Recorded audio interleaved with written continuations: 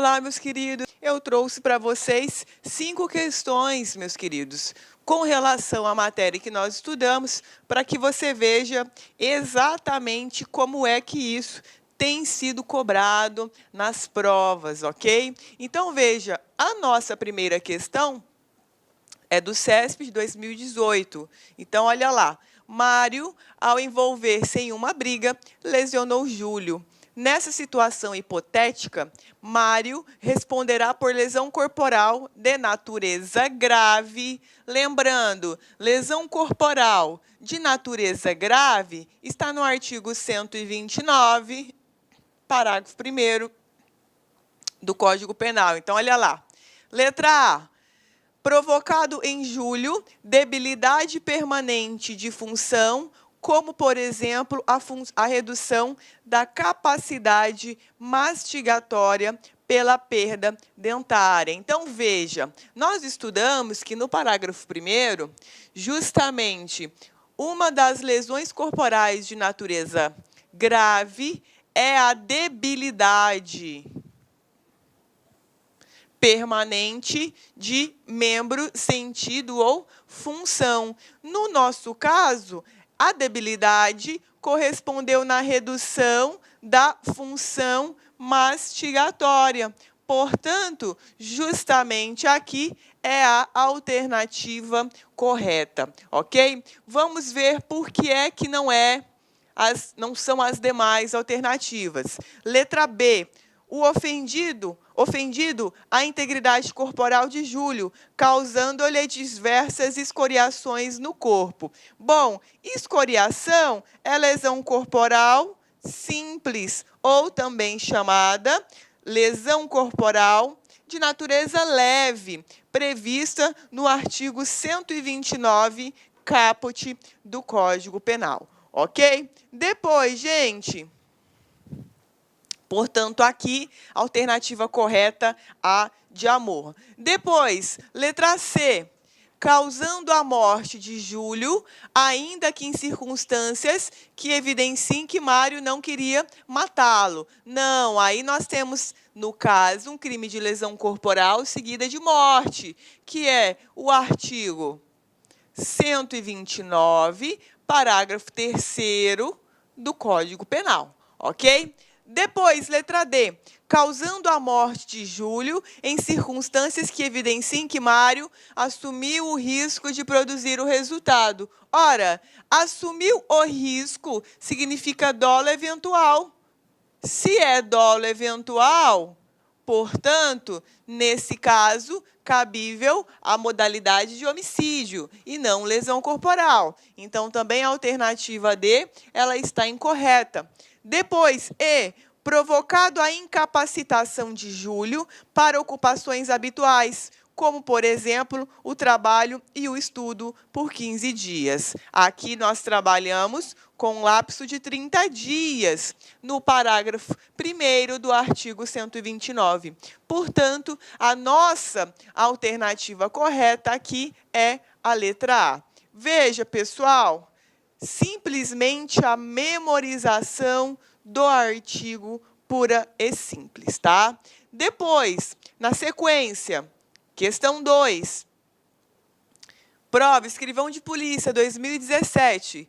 De acordo com o Código Penal, a incapacidade para as ocupações habituais por mais de 30 dias caracteriza o crime de alternativa correta, C, lesão corporal grave, né? Porque nós temos no parágrafo 1º a grave, no 2º a gravíssima e no 3º a lesão corporal seguida de morte, ok? Então, veja, a alternativa correta, portanto, né? Letra C de cavalo aqui na 2. Bem tranquila também essa alternativa.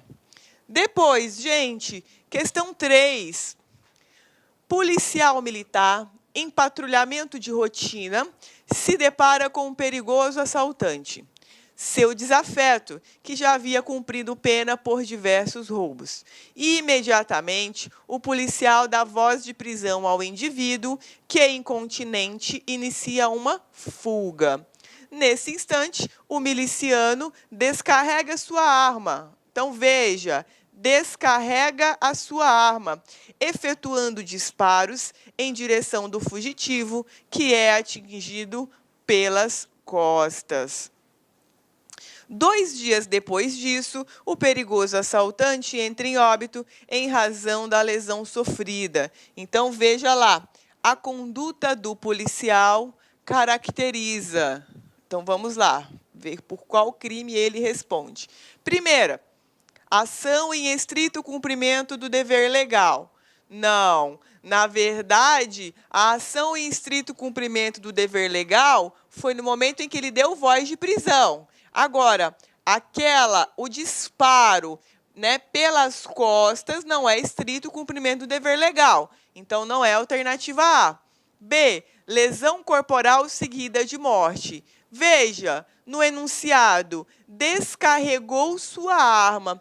Pelo meio de execução, né, você constata que, na verdade, o dolo aqui em nenhum momento foi de lesão corporal, mas sim dolo de matar. Então, não é lesão corporal seguida de morte. Não foi um dolo de lesão que acabou causando um resultado mais grave. Na verdade, pela própria forma como foram praticados os atos executórios, você já constata ali que o dolo ele é, no mínimo, um dolo eventual de matar. Então, veja, também não é ação em legítima defesa, porque na legítima defesa nós trabalhamos com injusta provocação atual e iminente, o que não foi o nosso caso, na medida em que o assaltante, logo que avistou o policial e recebeu a voz de prisão, ele empreendeu fuga. Então, ele não provocou de forma injusta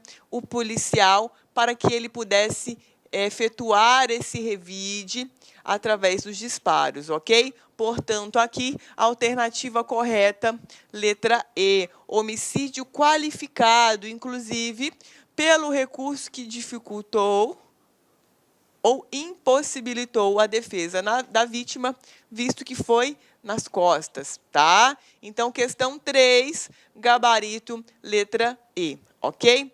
Depois, gente, questão 4. Então, vamos lá. Após uma discussão em um bar, Pedro decide matar Roberto. Para tanto, dirige-se até sua residência, onde arma-se de um revólver. Ato contínuo, retorna ao estabelecimento e efetua um disparo em direção a Roberto.